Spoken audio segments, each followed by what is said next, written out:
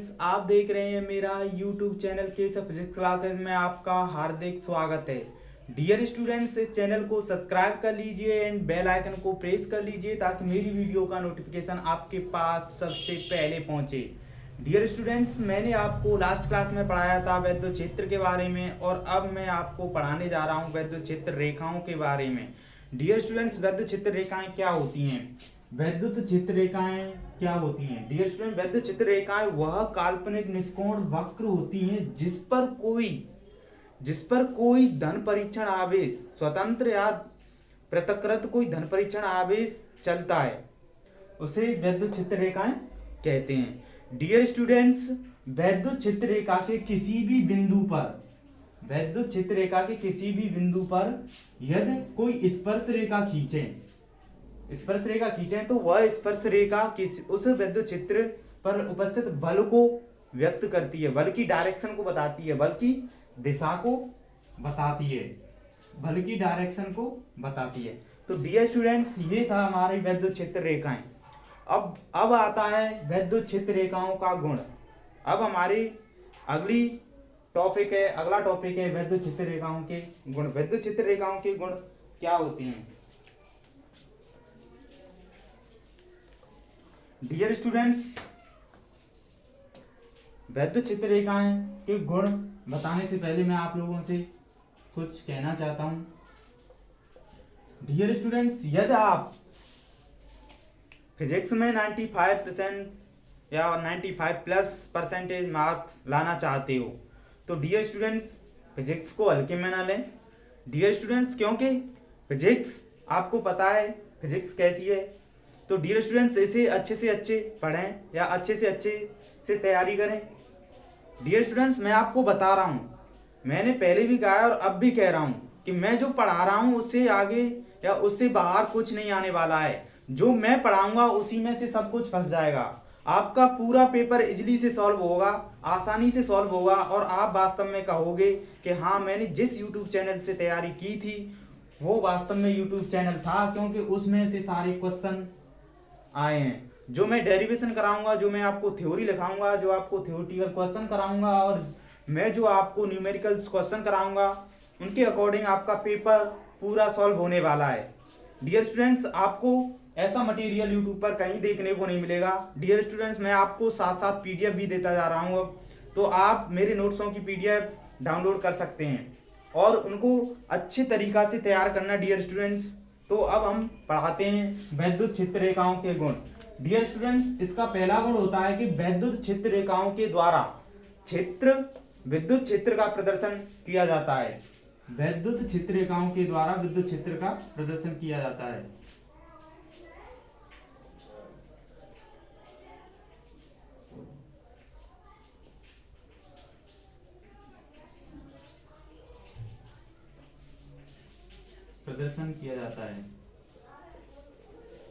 Dear student, मेरी writing को ना देखना, क्योंकि मेरी राइटिंग शायद आपसे खराब भी हो सकती है।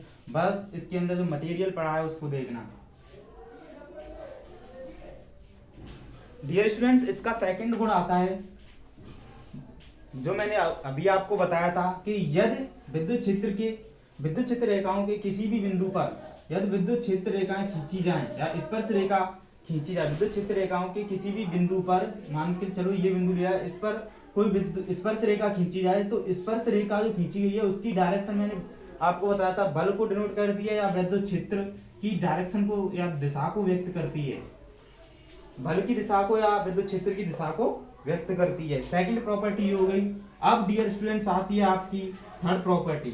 डियर स्टूडेंट्स, आपकी थर्ड प्रॉपर्टी होती है कि कोई पृथकृत धनावेश से वैद्युत क्षेत्र रेखाएं धनावेश से चलकर अनंत तक जाती हैं। वैद्युत क्षेत्र रेखाएं।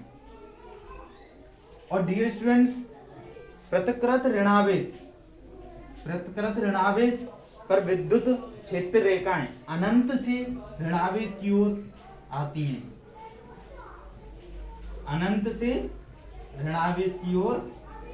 हैं। यह आपकी हुआ तीसरा प्रॉपर्टी।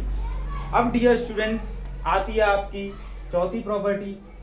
डियर स्टूडेंट्स, आपकी चौथी प्रॉपर्टी क्या होती है कि पृथक पृथक मतलब विजातीय आवेश के कारण, मतलब असमान आवेश के कारण विद्युत क्षेत्र रेखाएं धनावेश से चलकर ऋणावेश में समाप्त हो जाती है। हम दो आवेश लेते हैं प्लस माइनस, इस पर विद्युत क्षेत्र रेखाएं, ये अक्ष हो गई, इस पर विद्युत क्षेत्र रेखाएं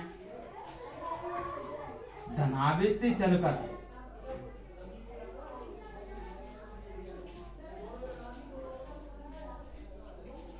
ऋणावेश पर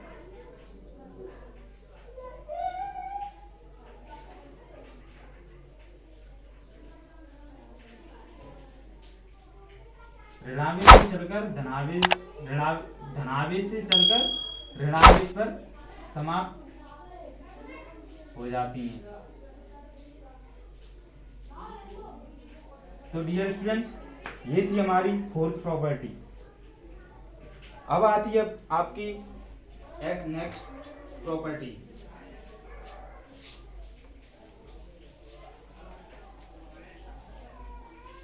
डियर स्टूडेंट्स, आपकी नेक्स्ट प्रॉपर्टी है। डियर स्टूडेंट्स, नोट्स साथ साथ बनाते जाना है क्योंकि इससे आपको बहुत बेनिफिट मिलने वाला है। क्योंकि नोट्स साथ साथ बनाओगे तो आपको बहुत बेनिफिट होगा, आप इजीली से याद कर पाओगे अपने नोट्सों में से। अपनी राइटिंग में अगर नोट्स लिखते हो तो आपको समझ में भी अच्छे से आएगा। तो डियर स्टूडेंट्स, नोट्स साथ साथ बनाते जाना है। और अगली प्रॉपर्टी है, यदि दो समान आवेश लिए जाएं, या पॉजिटिव पॉजिटिव लिए जाएं या नेगेटिव नेगेटिव लिए जाएं, तो वे विद्युत क्षेत्र रेखाओं को अपने से लंबवत दूर हटाने का प्रयास करते हैं, अपने से लंबवत दूर हटाने का प्रयास करते हैं। जैसे अपनी लंबाई की लंबवत दूर हटाने का प्रयत्न करते हैं। तो डियर स्टूडेंट्स, मैंने बताया था अपनी लंबाई से दूर हटाने का प्रयत्न करते हैं। और डियर स्टूडेंट्स, मैं जो साइन लगा रहा हूँ, एरो के जो तीर के साइन लगा रहा हूँ, वो साइन इसके लिए इम्पोर्टेंट होते हैं, ये इसकी डायरेक्शन बताते हैं। तो डियर स्टूडेंट्स, इसकी डायरेक्शन बताने के लिए हमें ये साइन लगाना जरूरी होता है। यदि आप इस साइन को नहीं लगाओगे तो आप इसकी प्रदर्शित दिशा को प्रदर्शित नहीं कर पाओगे और आपके मार्क्स काट दिए जाएंगे। तो डियर स्टूडेंट्स, ये आपकी फिफ्थ प्रॉपर्टी थी।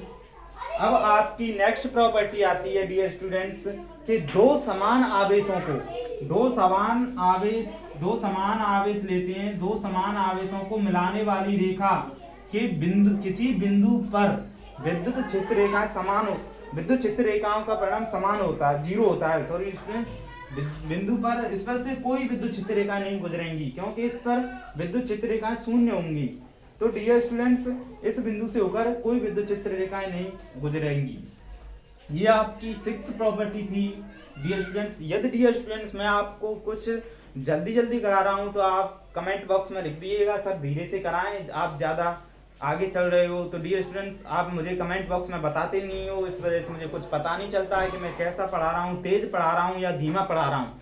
तो डियर स्टूडेंट्स, धीमा या तेज के लिए आप मेरे बॉक्स में या कमेंट बॉक्स में कमेंट कर सकते हैं, तो मुझे पता चल जाएगा, जिसके अकॉर्डिंग मैं आपको पढ़ाऊँगा।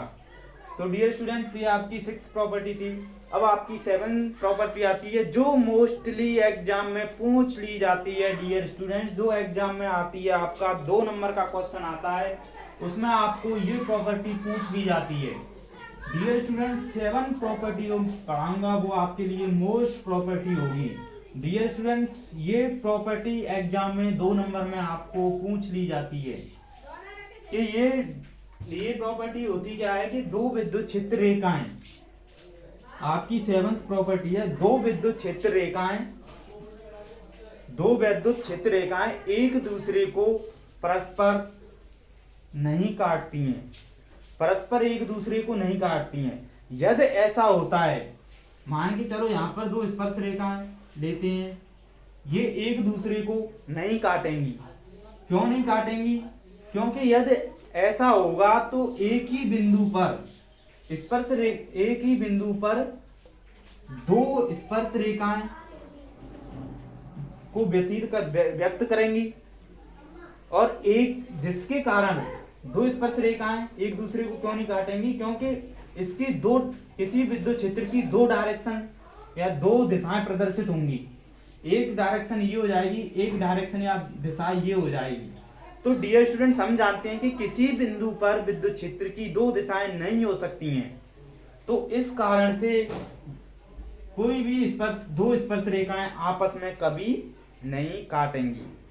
सो डियर स्टूडेंट्स, यही रीजन था कि दो स्पर्श रेखाएं, आपको एग्जाम में क्वेश्चन आता है कि डियर स्टूडेंट्स, आपको एग्जाम में क्या क्वेश्चन आता है कि दो स्पर्श बताइए कि दो स्पर्श रेखाएं आपस में क्यों नहीं काटती हैं। तो आपको वो रीजन बताना होता है कि मैं दो स्पर्श रेखाएं आपस में क्यों नहीं काटती हैं। ये डियर स्टूडेंट्स, ये क्वेश्चन आपको एग्जाम में देखने को मिलता है 2 नंबर में। सो डियर स्टूडेंट्स, इससे अच्छे से क्लियर कर लेना, अच्छे से याद कर लेना। तो हमारी नेक्स्ट प्रॉपर्टी आती है, अब आपकी नेक्स्ट प्रॉपर्टी आती है एट्थ प्रॉपर्टी। एट्थ प्रॉपर्टी क्या होती है, 8वीं प्रॉपर्टी क्या होती है कि किसी बिंदु पर विद्युत क्षेत्र की दिशा समान है और डायरेक्शन समान, मतलब दिशा समान है और वे परस्पर समांतर हैं, तो वहां पर विद्युत क्षेत्र एक समान होगा। यानी दूरी समान है और दिशा समान है, तो वहां पर विद्युत क्षेत्र एक समान होगा। दूरी समान ले लो और दिशा भी इधर साइड ही ले लो। तो डियर स्टूडेंट्स, वहां पर विद्युत क्षेत्र होगा वो एक समान होगा, और यदि दूरी डिफरेंट है और डायरेक्शन उसकी डिफरेंट है, अलग अलग है, तो वहां पर विद्युत क्षेत्र भी असमान होगा, वहां पर विद्युत क्षेत्र एक समान नहीं होगा। यह आपकी थी अगली प्रॉपर्टी। तो डियर स्टूडेंट्स, अब इसके बाद अगली प्रॉपर्टी आती है कि विद्युत क्षेत्र रेखाएं कभी भी बंद वक्र नहीं बनाती हैं, कभी भी बंद वक्र नहीं बनाती हैं विद्युत क्षेत्र रेखाएं। तो ये आपकी नेक्स्ट प्रॉपर्टी हो गई कि कभी भी विद्युत क्षेत्र रेखाएं बंद लूप नहीं बनाती हैं। तो डियर स्टूडेंट्स, अब इसके बाद आती है अगली प्रॉपर्टी कि यदि किसी स्थान पर विद्युत क्षेत्र रेखाएं नजदीक हैं, पास पास हैं, तो वहां पर विद्युत क्षेत्र प्रबल होगा। यदि विद्युत क्षेत्र रेखाएं दूर दूर हैं, पास पास नहीं हैं, तो वहां पर उसके अकॉर्डिंग ही विद्युत क्षेत्र कम होगा।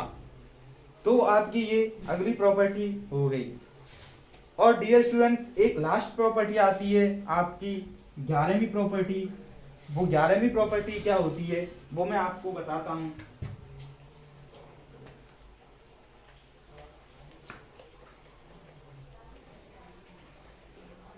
वो 11वीं प्रॉपर्टी होती है कि विद्युत क्षेत्र में स्थित एकांक क्षेत्रफल से विद्युत क्षेत्र में उपस्थित एकांक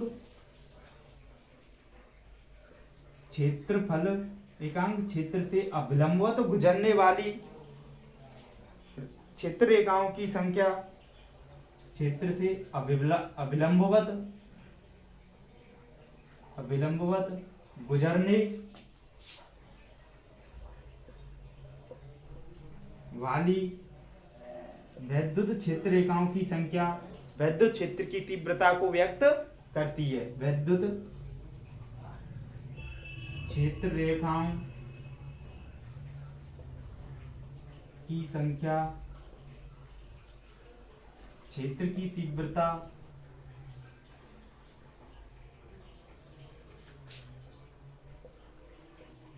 को व्यक्त करती है। तो डियर स्टूडेंट्स, ये आपकी विद्युत क्षेत्र रेखाओं के गुण हो गए, प्रॉपर्टी हो गई। अब आपकी नेक्स्ट हेडिंग या नेक्स्ट टॉपिक आता है वैद्युत द्विध्रुव, इलेक्ट्रिक डाइपोल। तो वैद्युत द्विध्रुव क्या होता है? वैद्युत द्विध्रुव हम बताते हैं आपको क्या होता है।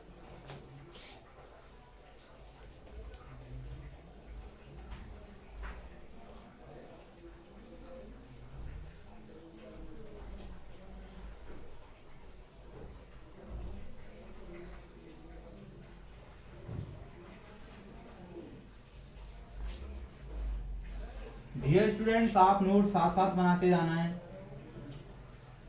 और आपको बहुत बेनिफिट होगा।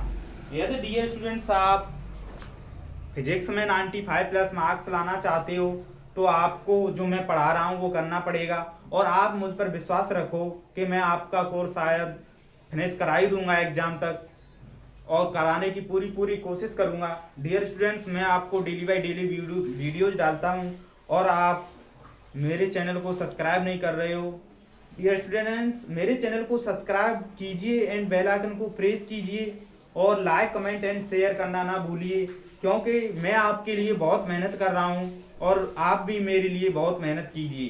तो डियर स्टूडेंट्स, जहां पर आपके व्हाट्सएप ग्रुप हैं, फेसबुक आईडी है, वहां पर सभी को मेरी वीडियो को फैला दीजिए, जिससे कि मैं अच्छी से अच्छी वीडियो आपके लिए लेकर आऊं और आप भी मेरे लिए मेहनत कीजिए। तो सो डियर स्टूडेंट्स, अगला टॉपिक है वैद्युत द्विध्रुव।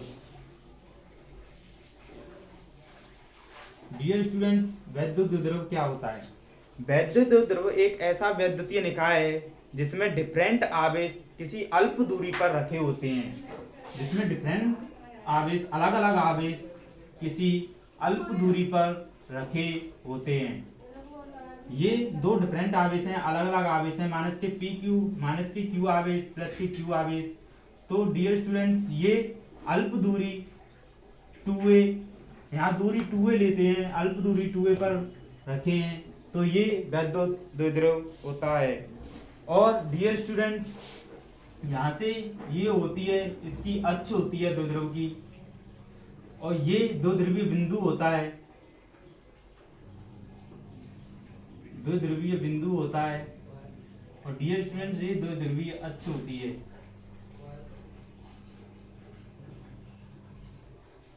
द्विध्रुवीय अक्ष होती है। तो ये डियर स्टूडेंट्स हुआ आपका वैद्युत द्विध्रुव। अब आता है आपका वैद्युत द्विध्रुव का द्विध्रुव आघूर्ण। अब नेक्स्ट नेक्स्ट टॉपिक आपका आता है वैद्युत द्विध्रुव।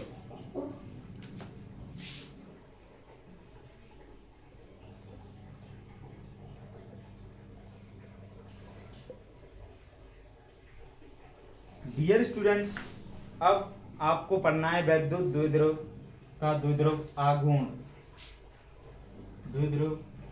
वैद्युत द्विध्रुव का द्विध्रुव आघूर्ण।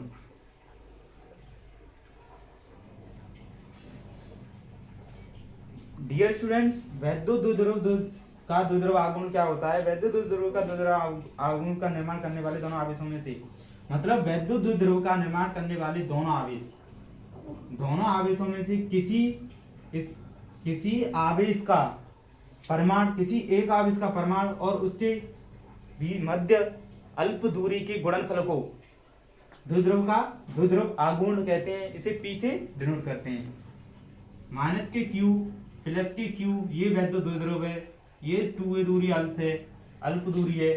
तो इसमें से, इन दोनों में से किसी एक का परमाणु Q इंटू और इस अल्प दूरी के गुणनफल 2a को हम क्या कहते हैं? द्विध्रुव आघूर्ण कहते हैं। लेकिन द्विध्रुव आघूर्ण एक वेक्टर राशि है, सदिश राशि है, तो इसे P vector equal to P cap, यहाँ इसकी डायरेक्शन P कैप लगा देंगे और इसकी P कैप यहाँ P वेक्टर हो जाएगी। ये P कैप जो है वो माइनस के Q से प्लस के Q की ओर एकांक सदिश है। इस वैद्युत द्विध्रुव की डायरेक्शन माइनस के Q से प्लस के Q की ओर होती है। तो डियर स्टूडेंट्स, ये आपका वैद्युत द्विध्रुव आघूर्ण हो गया। अब इसके मात्रक की बात करते हैं, तो इसका मात्रक होता है coulomb into metre, coulomb into metre. अब इसकी विमीय सूत्र की बात करते हैं, तो इसका विमीय सूत्र होता है m0L/A/T। इसे हम इस प्रकार से भी याद कर सकते हैं कि Q का विमीय सूत्र AT हो गया और 2a दूरी है, दूरी का विमीय सूत्र L हो गया और द्रव्यमान है नहीं तो इस पर नॉट आ गया। तो डियर स्टूडेंट्स, ये हमारी वैद्युत द्विध्रुव का द्विध्रुव आघूर्ण हो गया। तो डियर स्टूडेंट्स, इसे नोट कर लीजिए और साथ साथ नोट करते जाना है और आपको साथ साथ नोट बनाते जाने हैं। तो डियर स्टूडेंट्स, P का एक अन्य मात्रक भी होता है, उसे डिवाई बोलते हैं। 1 debye equal to 3.3 into 10⁻³ coulomb into metre होता है। इसका एक अन्य डियर स्टूडेंट्स वैद्युत द्रव्य के द्विध्रुव आघूर्ण का एक अन्य मात्रक होता है, वो होता है डिवाई, जो डियर स्टूडेंट्स आपको एग्जाम में देखने को मिल सकता है। क्योंकि डियर स्टूडेंट्स जब मैं 12th क्लास में था अर्थात इंटरमीडिएट में था, तो मेरे लिए ये 1 नंबर में क्वेश्चन पूछने को आया था कि पी वेक्टर का मात्रक डिवाई होता है, उसका मान क्या है। मेरे लिए उसका लिए मान पूछने आया था, क्योंकि मैं राजस्थान बोर्ड में था उस टाइम। ये नहीं है कि राजस्थान बोर्ड में हो तभी मान पूछने आए, कौन से भी बोर्ड में मान पूछने आ सकता है। तो डियर स्टूडेंट जब मैं राजस्थान बोर्ड में पढ़ रहा था तब मेरे लिए ये क्वेश्चन आया था कि 1 डिवाई की वैल्यू कितनी होती है, कूलम इंटू मीटर में बताइए। तो 1 debye equal to 3.3 into 10⁻³ coulomb into metre होता है। तो डियर स्टूडेंट्स ये आपकी 1 डिवाई की वैल्यू हो गई। अब डियर स्टूडेंट्स आपका वैद्युत द्विध्रुव का द्विध्रुव आघूर्ण फिनिश हुआ। अब हम आपको नेक्स्ट टॉपिक कराते हैं वैद्युत द्विध्रुव के कारण विद्युत क्षेत्र की तीव्रता। तो डियर स्टूडेंट्स वैद्युत द्विध्रुव के कारण विद्युत क्षेत्र की तीव्रता 2 तरीकों से ज्ञात की जा सकती है। वो दो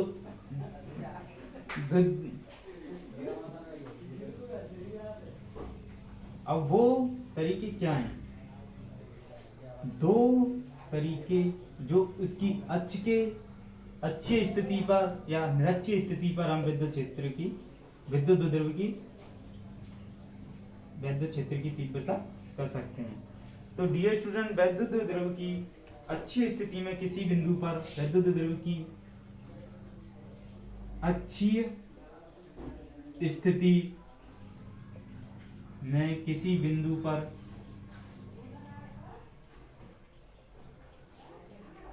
वैद्युत क्षेत्र की तीव्रता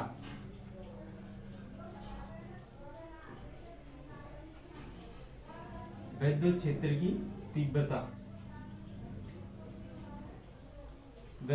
की तीव्रता क्या होती है वो हम आपको, ये डियर स्टूडेंट्स ये मोस्ट इंपॉर्टेंट डेरिवेशन है, इसको आपको अच्छे से समझना है, क्योंकि ये डेरिवेशन अक्सर कर एग्जाम में पूछ लिया जाता है। ये एक डेरिवेशन है और एक अच्छी स्थिति पर और एक निरक्षीय स्थिति पर, ये दोनों डेरिवेशन बहुत इंपॉर्टेंट है आपके लिए।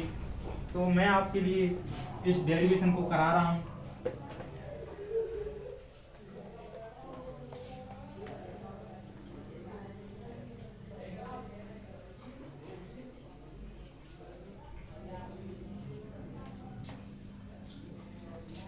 तो डियर स्टूडेंट्स हम एक वैद्युत द्विध्रुव जो प्लस के क्यू तथा माइनस के क्यू आवेश से मिलकर लेते हैं, यहाँ लेते हैं माइनस के क्यू आवेश और जो प्लस के क्यू आवेश से मिलकर बना है। डियर स्टूडेंट्स हमें इसके मूल बिंदु O से किसी बिंदु M पर विद्युत क्षेत्र की तीव्रता की गणना करनी है, क्योंकि ये इसकी अक्ष है। तो अच्छी स्थिति में हमें विद्युत क्षेत्र की तीव्रता की गणना करनी है।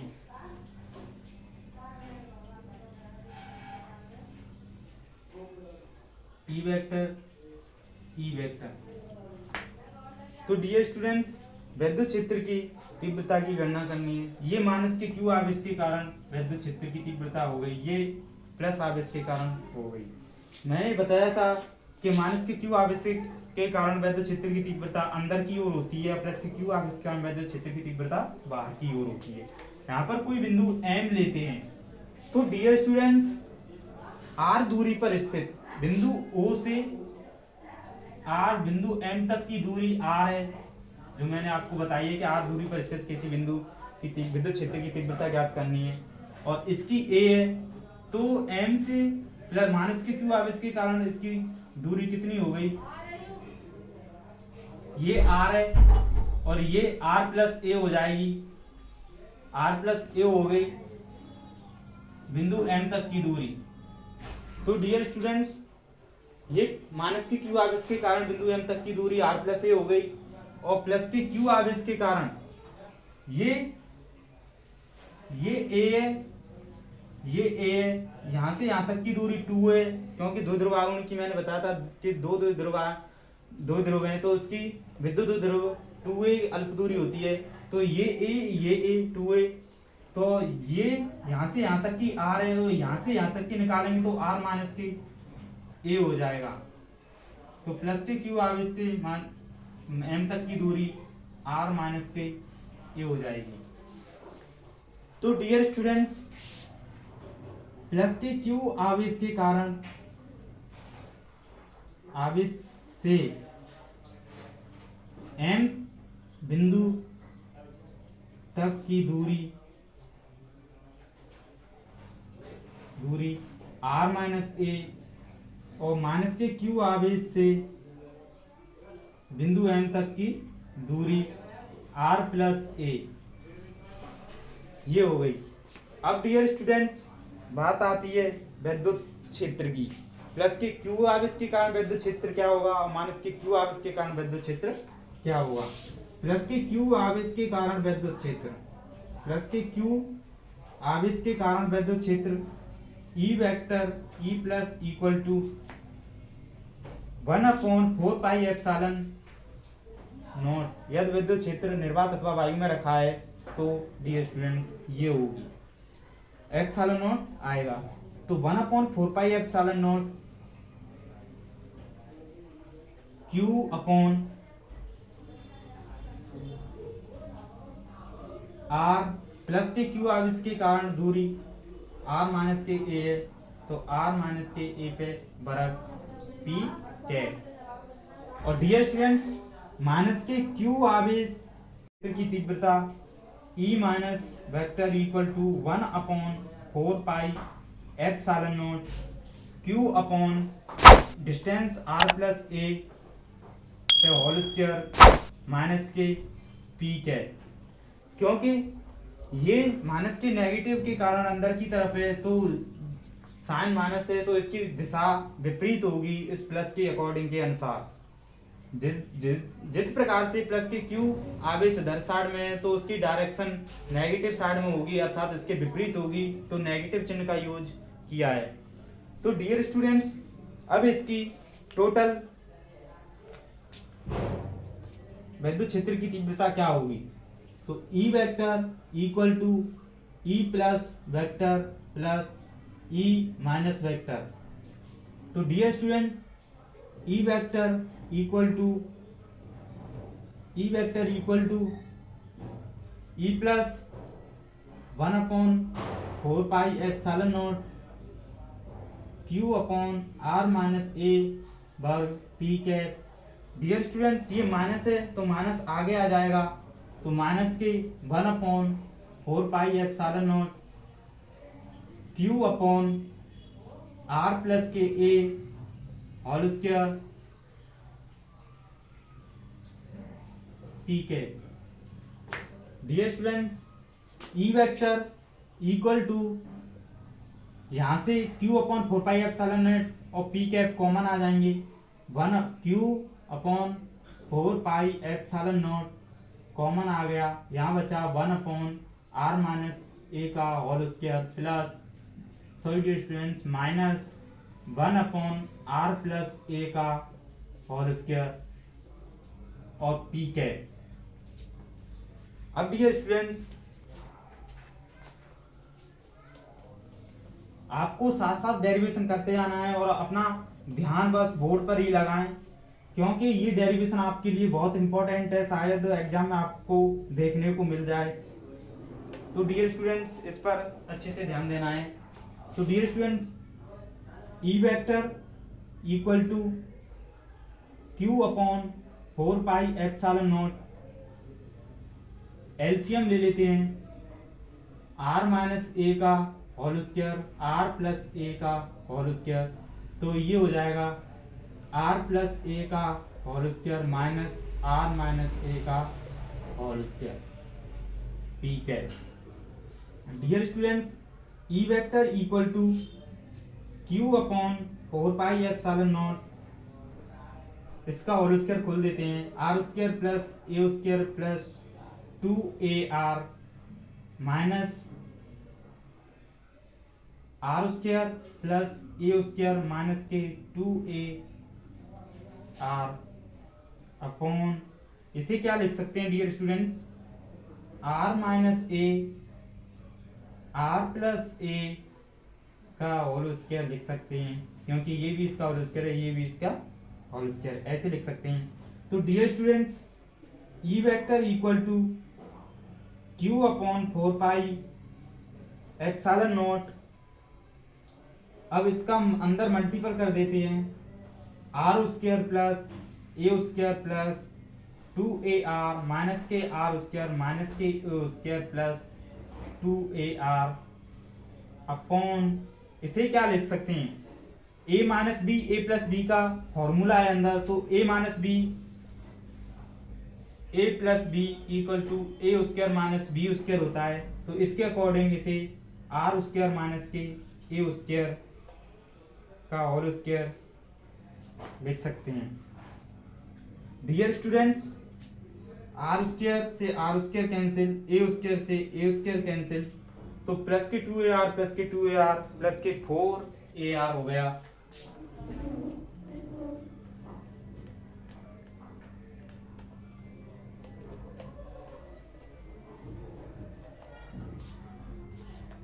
तो dear students E vector equal to Q upon 4 pi epsilon naught 4AR upon r square minus के ए स्क्वायर, आर स्क्वायर माइनस के ए स्क्वायर का होल स्क्वायर इक्वल टू, यहाँ डियर स्टूडेंट्स पी कैप आएगा, यहाँ पी कैप आएगा, तो p cap. Dear students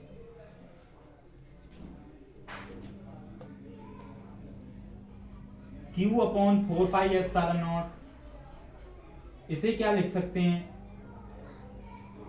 2AR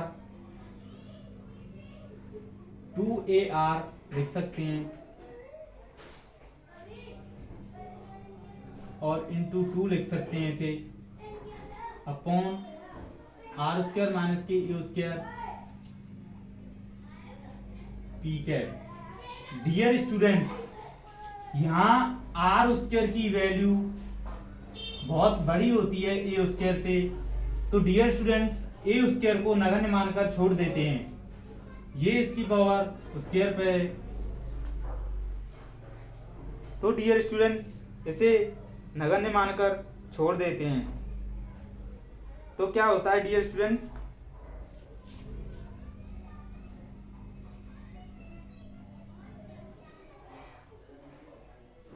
अब ये हो गया ई वेक्टर इक्वल टू, इसे हम 1/4 पाई एप्सिलॉन लिखते हैं,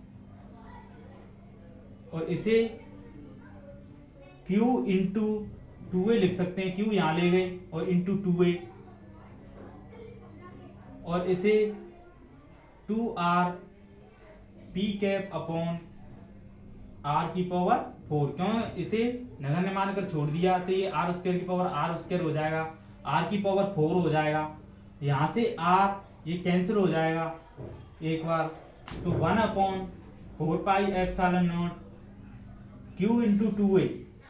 dear students Q into 2A मैंने आपको पढ़ाया था कि ये P वेक्टर होता है, Q into 2A p cap equal to P vector होता है, तो इसकी जगह पे हम P वेक्टर लिख देंगे इंटू 2, ये रह गया अपॉन आर क्यू नीचे बचा। तो डियर स्टूडेंट्स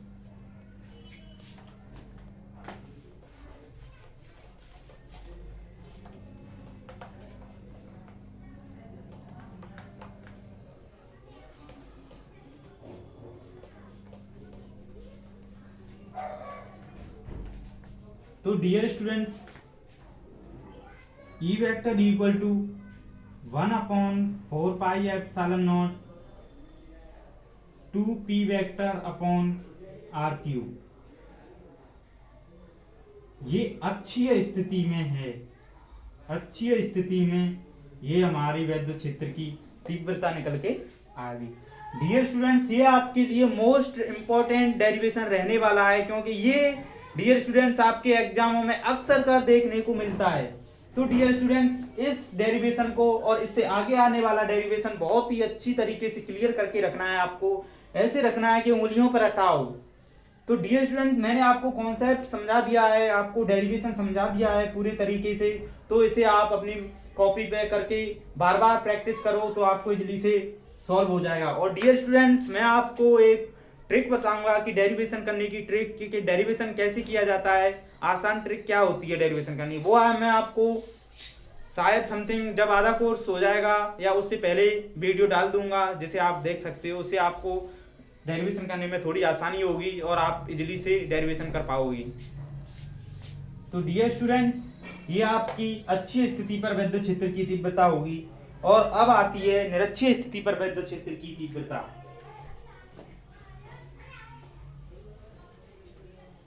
निरक्षीय स्थिति किसे कहते हैं? फर्स्ट बात, डियर स्टूडेंट्स, मैं जो कराते जा रहा हूं वो आपको करते जाना है और अच्छे से क्लियर करना है डियर स्टूडेंट्स। ये नहीं कि ये छोड़ दिया वो छोड़ दिया और वीडियो पे स्किप करते जाओ तो आपको कुछ समझ में नहीं आएगा। मैं पहले से बता रहा हूँ, वीडियो को शुरू से लेकर एंड तक देखो तो आपके समझ में बहुत कुछ आ जाएगा। मैंने इतनी अच्छी इजली से मैंने आपको डेरिवेशन कराया, मैं आपको कॉन्सेप्ट समझा रहा हूँ और मैं आपको पढ़ा रहा हूँ, जहाँ पर आपको यूट्यूब पर देखने को नहीं मिलेगा। तो डियर स्टूडेंट्स, मैं आपसे कह रहा हूँ कि अच्छे तरीक़ा से पढ़ाई करो, जिससे कि आपके मार्क्स 95 प्लस आ जाएं। और मैं अच्छे तरीक़ा से आपको पढ़ा रहा हूँ और नोट्स भी दे रहा हूँ। तो डियर स्टूडेंट्स, अगली हेडिंग आती है हमारी